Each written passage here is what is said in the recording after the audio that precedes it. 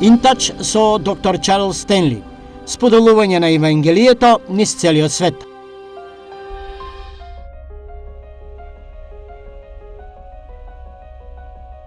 Дојдов кај Господ на околу 42 години, кога Бог почна да ме крши. Тоа беше како лупење на кромит. Се што сметав за важно во мојот живот, Бог почна да го оттргнува. Мојата желба и мојот Бог беа парите. Библијата вели дека со љубов и добрина тој те привлекува кон себе. Не се чувствува љубов во моментот кога поминувате низ тешкотиите, но кога ќе погледнете наназад, тоа беше љубов. Но знаете, тој процес на лупење и лупење дури до тој степен што мислев дека имам срцев удар. Дојдов од Германија, отидов директно во болница и кога ќе легнете рамно на грб и гледате нагоре, гледате во него. Но тој ден реков: се откажувам, се предавам, бидејќи тој ми го привлече вниманието. Затоа почнав да плачам. Станав ново создание во Христа Исуса. Старото помина, новото дојде и тој ми даде и цел и фокус во животот што јас ги немав порано. Можев да ги видам сите деловни сделки што ги направив. Ќе бидете среќни 2 или 3 дена, а потоа ќе треба да преминете на нешто друго. Но Бог само ме насочи во која насока тој сакаше да одам. Така работите никогаш не беа исти од тогаш.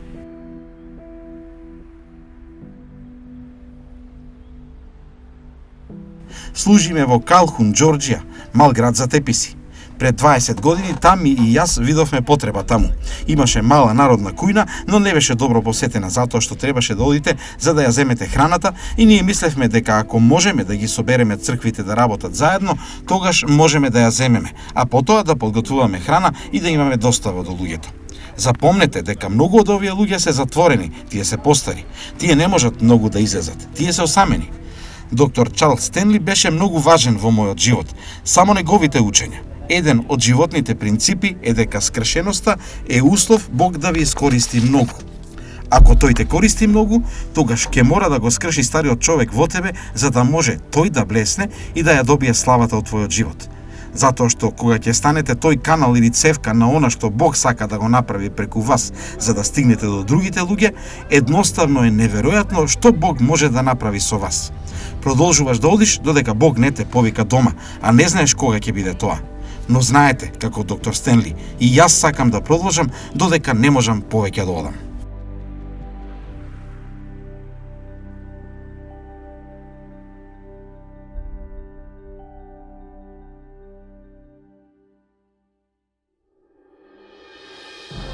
Следно на Интач. Помош за нашето исцеление. Well, we are the richest nation in the world, but we probably are about one of the sickest. And if you'll think about it, we spend billions of dollars every year on medical research and all kind of medicines and pharmaceutical this and that. And why is it we're still so sick? Ние сме најбогатата нација во светот, но најверојатно сме и најзаболената. И ако размислите за тоа, ние трошиме билиони долари годишно на медицински истражувања и секаков вид на лекови, ова и она. А зошто сме се уште толку болни? Што се случува внатре во нас, што не можеме да оздравееме? Така, кога размислувам за она кое Библијата го вели за човечкото тело и неговото место во Божите очи, размислувам за фактот дека сме успеале да однесеме човек до месечината и во Вселената, но некако не успеавме да сме здрави. Разбирам дека нешто не е во ред со тоа. Прашањето е следно. Што вели Бог за човечкото тело и за исцелението? Честопати, луѓето не сакаат да ги групираат тие две заедно. Тие велат, па тоа е служба на исцеление. Ние не зборуваме за службата на исцеление. Зборуваме за тоа да се биде дете Божјо, на кое нешто му се случува во телото кое предизвикува да се разболи или некој емоционален проблем кој се развива и не трга од баланс. Така, она кое сакам да го направиме е: сакам да погледнеме во Словото за да видиме што Бог вели и да видиме што вели тој кога на мене и тебе ни е потребно исцеление во животот. Сега нашиот прв инстинкт е да повикаме доктор. Прв одговор да отидеме до аптека. Ајде да видам дали може да набавам доволно апчиња од ова и од она и повеќе ништо не ми е потребно. Дали сваќате што значи ова? Значи дека мојот прв избор е она кое човекот го создал наместо она кое Бог го создал. И така, јас сакам да бидеме отворени и искрени и да го разгледаме ова според она што Бог го вели во неговиот збор. Затоа би сакал да разгледаме, ако може, во Јаков, глава 5, односно последната глава од Јаков. Тој ни кажува како треба да одговориме кога има болести во нашите животи.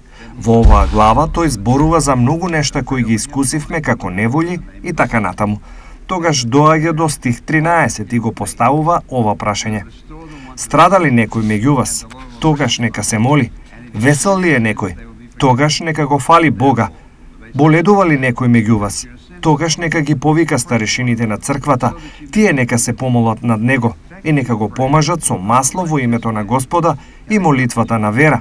Ќе го спаси болниот и Господ ќе го крене, и ако направил гревови, ќе му бидат простени. И така, според се ова, исповедајте си ги гревовите еден на друг и молете се еден за друг, за да оздравите. Делотворната молитва на праведникот има голема сила. Така, она кое сакам да го разгледаме за неколку моменти овде е помошта за нашето исцеление, кои да сме, можеме да ги вклучиме другите луѓе. Сега, размислете за ова. Ние зборуваме за тоа како црквата е телото Христово и како црквата е организација. Црквата исто така е и семејство. И секоја една локална црква е и семејство на Божји луѓе. Членовите се сродни еден со друг. Членовите на семејството треба да се грижат еден за друг. Членовите треба да се сакаат еден со друг. Членовите треба да бидат на располагање еден за друг и да се прифатат. Има многу карактеристики кои можеме да ги споменеме за добро семејство. И така, тоа е црквата. Во ова поглавје од Јаков, тој ни дава една шема. Сега, сакам да слушнате внимателно, затоа што оваа шема влијае врз се, не само болестите, не само емоционалните нешта, не само физичките нешта. Но забележете што вели тој. Би сакал пак да го разгледаме ова, да го прочитаме само за момент и сакам да видиме што има опфатено ова. Така тој го поставува ова прашање. Страда ли некој меѓу вас? Тогаш нека се моли. Весел ли е некој? Тогаш нека го фали Бога. Боледува ли некој меѓу вас? Сакам да забележите најпрво од се овде. Тој ја разграничува болеста од страдањето, затоа што ние сме си потребни еден на друг, не само кога некој е физички болен, бидејќи има многу емоционално вознемирени луѓе кои страдаат многу поинтензивно од луѓе кои можеби се физички болни. Постои емоционална болка и страдање. Постои отфрлање, омраза, огорченост, незадоволство, непростување и така натаму. Има луѓе кои страдаат од загуба на својот дом, загуба на децата, загуба на семејството или било што друго. И така, кога тој прашува дали некој страда, ако ние прашавме утрово дали некој страда со кревање на рацете, повеќето од нас бија кренале раката за страдање од нешто. Со сето тоа сакам да го кажам ова. Тоа дека не го ограничуваме она која тој го вели овде само на физичка болка.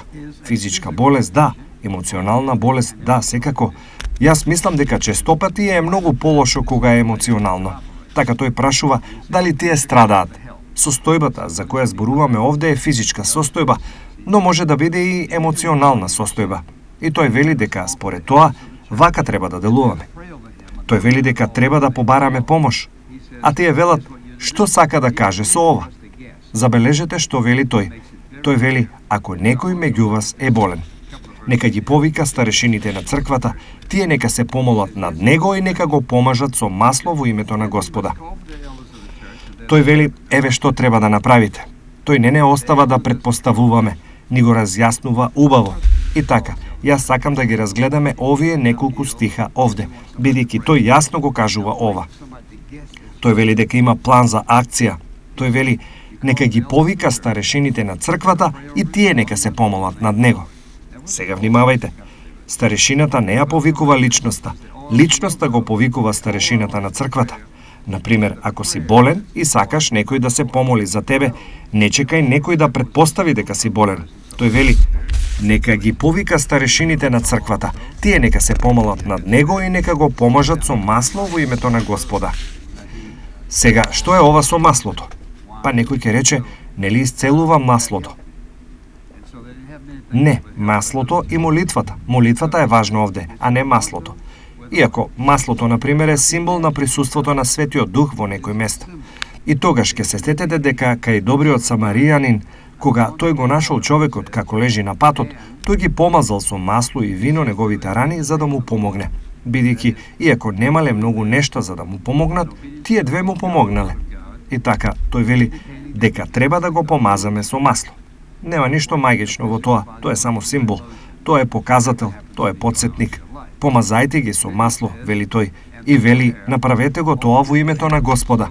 Односно, јас го правам ова во покорност на Божјата волја, Божјиот збор, покажувајќи дека веруваме во Светиот Дух да работи во твоето физичко тело или на твоите емоции, што и да се случува во твојот живот. Потоа вели: и молитвата на вера ќе го спаси болниот и Господ ќе го крене, и ако направил гревови, ќе му бидат простени. Сега, најважниот дел од се ова е токму овде, бидејќи зборуваме за тоа што прави разлика. Не е маслото, туку молитвата. Сега, јас сакам да размислете за ова. Ајде да речеме дека си болен, например, и сакал старешината од црквата да дојдат кај тебе дома и да се молат за тебе. Какви луѓе би сакал? Па сигурно би сакал луѓе кои веруваат дека Бог слуша и одговара на молитвите. Затоа, веројатно би имал одредени карактеристики. Би мислел: па јас сакам луѓе за кои знам дека го знаат Божјиот збор. Сакам луѓе кои живеат добар живот и така натаму. Тој не остава да претпоставуваме. Тој вели дека има 3 нешта кои се многу важни. Оваа молитва, молитва која е молена над болна личност, оваа молитва треба да се измоли од личност со 3 карактеристики. Најпрво вели дека треба да е молена во вера. И ако се навратите во првата глава од Јаков за момент и слушнете, веројатно сите го знаеме овој пасус многу добро.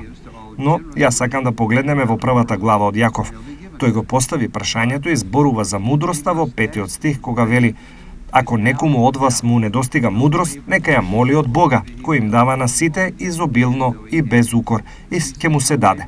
Но да моли со вера, без никакво сомнение, без да се поколеба.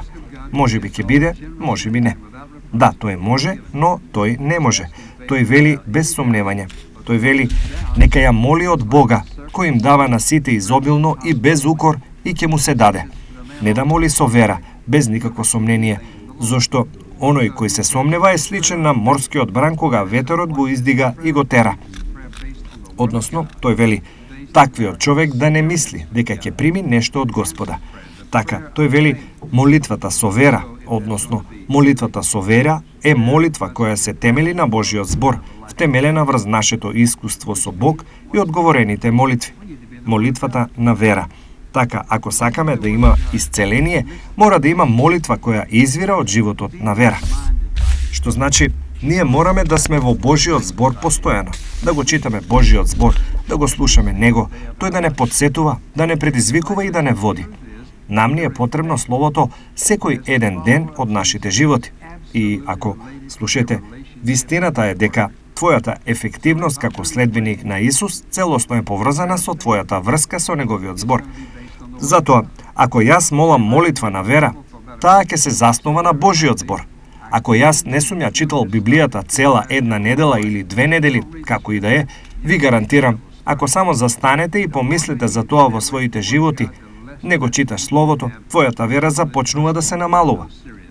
И колку подолго стоиш настрана од Божјиот збор, толку помалку вера ќе имаш за вистински да му веруваш во сериозните моменти.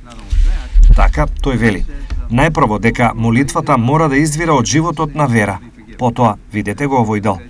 Тој вели не само тоа, туку вели: Господ ќе го крене и ако направил гревови ќе му бидат простени. И така, исповедајте си ги гревовите еден на друг и молете се еден за друг. Сега, например, ако ти сакаш да се молиш за некого, мораш да се справиш со делот за гревот, бидејќи постои директна врска помеѓу гревот, болеста и исцелението. Постои директна врска. Тоа не значи дека секој кој е болен живее во грев. Но кога некоја личност живее во грев, еве што вели Бог. Тој вели: ако си загрижен, што значи ако ти го задржуваш тоа, знаеш дека е таму и го чуваш таму. Ако чуваш беззаконие во своето срце, тој вели дека нема да те послуша. Сега луѓето не го веруваат ова. Луѓето понекогаш живеат како ѓаволот, а се молат и велат дека зборуваат со Бог и знаат дека Бог им ја услиши молитвата. Не, тој нема да го направи тоа. Тој вели: Ако ти чуваш беззаконие во своето срце, јас нема да те слушам. Сега сакам да размислете за ова. Тие старешини кои да се, кога ќе се сретнат со некого, например за да се помолат за него, тие треба да се справат со гревот во својот живот ако го имаат. И личноста која е болна или вознемирена или што и да е, исто така мора да се справи со гревот. Гревот е бариера на Божјите благослови и начините на кои Бог работи. Ајде да речеме, например, ако јас дојдам во твојот дом за да се молам за тебе за што и да треба, или ти дојдеш во црква, во ред, ние се молиме за тебе, а јас живеам во грев. Бог нема да го слушне тоа. И така, оваа молитва за да биде ефективна, мора да доаѓа од чисто срце. Извира од срцето и умот, чиста вера. И личноста за која се молиш треба да се справи со тоа. Ако јас дојдам до тебе и барам ти да се молиш за мене, а имам грев во животот кој си го чувам и се молам Бог да ме исцели, јас си го трошам времето. И не сум фер кон личноста која се моли за мене.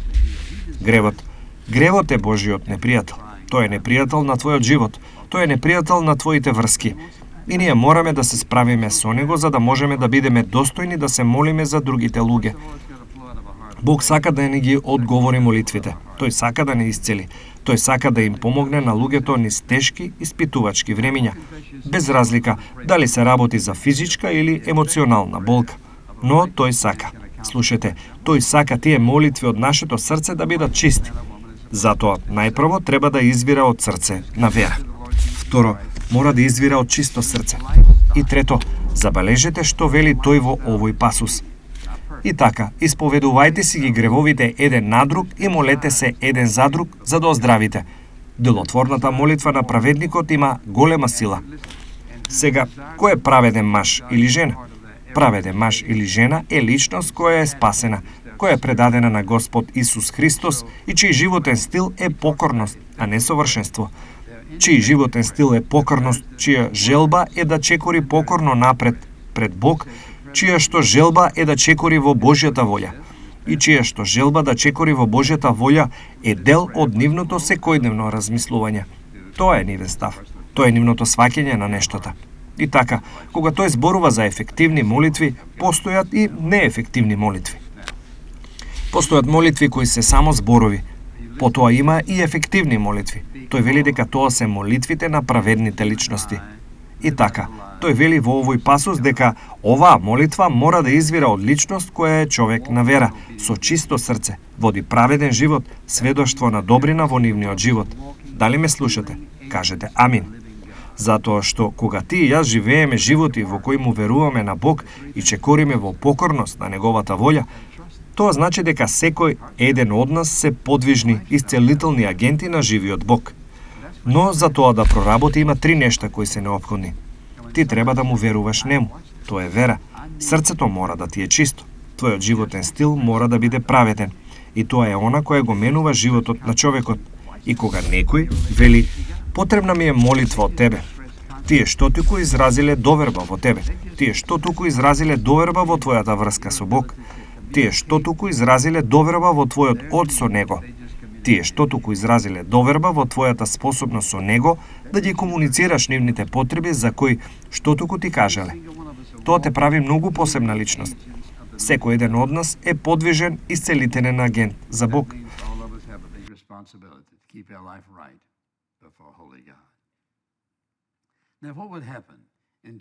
Тоа значи дека сите ние имаме голема одговорност да ги одржуваме исправни нашите животи пред светиот Бог. Сега, што би се случило во црквите ако луѓето живеат вака? Знаете ли зошто не живееме вака? Јас ќе ви дадам 10 причини. И веројатно, потоа, ние треба да се покаеме. Ајде да размислиме зошто. Зошто кога го имаме овој неверојатен потенцијал, не го правиме тоа? Јас сакам да ви дадам доволно причини затоа што мислам, ќе ги ставам на екранот за да можете да ги запишите. Број 1. Многу луѓе велат, тоа би било само за црквата од првиот век. Тоа не функционира денес. Тоа е начин на живот од првиот век. За првиот век тие веќе не го оправат тоа. Второ, тие не веруваат дека ова функционира денес, без разлика на првиот век. Тие само мислат, знаете, тоа функционирало тогаш. Не, функционира денес. И покрај тоа, ние имаме доктори и така натаму.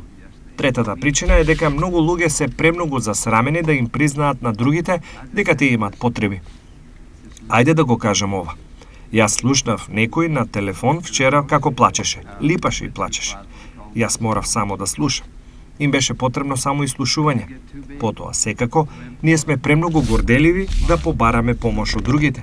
Кога ќе станеш доволно славен, важен, премногу паметен, премногу богат за да побараш помош, ти си во голема опасност. Потоа, секако, една од причините зошто не се молиме за луѓето како што треба е затоа што сме исплашени дека нема да успееме и потоа, што ќе мислат тие за нас?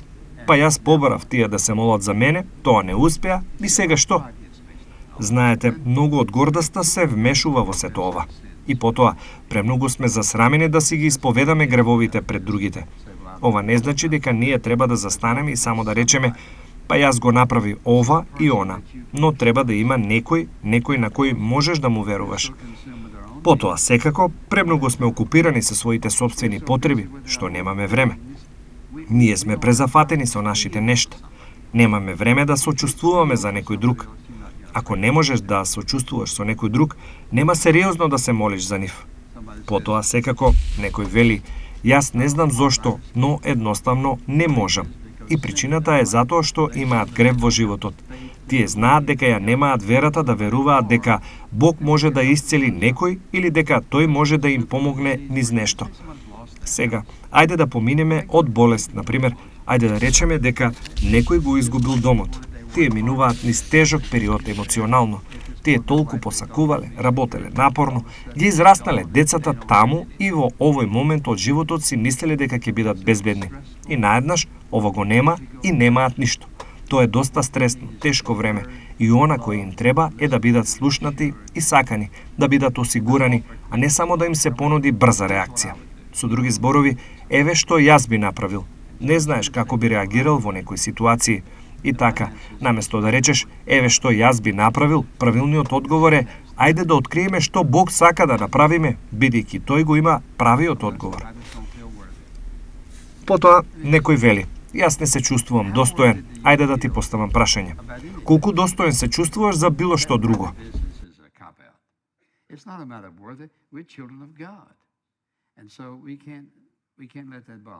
Таа работа со достојноста е измачувачка, не се работи за достојност, ние сме деца Божи и така, ние не треба да дозволиме тоа да не измачува. Потоа ќе ви дадам уште нешто за крај. Причината, зошто не го правиме тоа? Лесно е да им испратиме цвеќе или убава картичка. Кога ти си во вистинска неволја во животот, дали имаш некој наум денес на кој би му се јавил? Their heart is clean, they're living a godly life, and I believe in God will answer their prayer. За кој би рекол, ќе изадзвонам нејзе или нему, бидејќи знам дека тие ќе молат молитва на вера. Нивното срце е чисто, тие водат побожен живот и јас верувам дека Бог ќе им ја услиши молитвата. In a family, you care for each other, love each other, support each other, help each other. It's all each other. На секој верник му е потребен некој во животот кој ќе ги исполнува овие барања. Сега размислете за тоа. Црквата е семејство. Во семејството луѓето се грижат еден за друг, се сакаат, се поддржуваат, си помагаат. Ask yourself the question, are you allowing yourself to be a walking agent of healing in that family? That's who we are. Се е еден со друг. И јас мислам дека постојат 11 или 12 еден за друг кои Павле ги споменува во своите посланија. Тоа е целта на црквата. Тоа е еден за друг. Така, јас сакам само да ве предизвикам. Во која црква и да припаѓаш, каде и да одиш на црква, запрашај се, дали ти си дозволуваш да бидеш движечки агент на исцеление во тоа семејство, кој може да го промени сето тоа. И тој е Исус.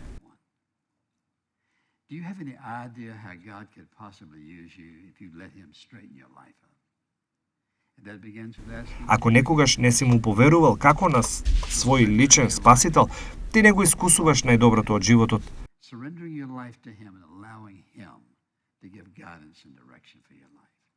your life will change. Ако никогаш не сум уверувал како на свој спасител, каква врска имаш со Бог? Немаш. Дали имаш представа како Бог може да те употреби ако му дозволиш да ти го среди животот? И тоа започнува со барање од Него да ти ги прости гревовите и со предавање на твојот живот пред Него. Тој и така му припаѓа нему.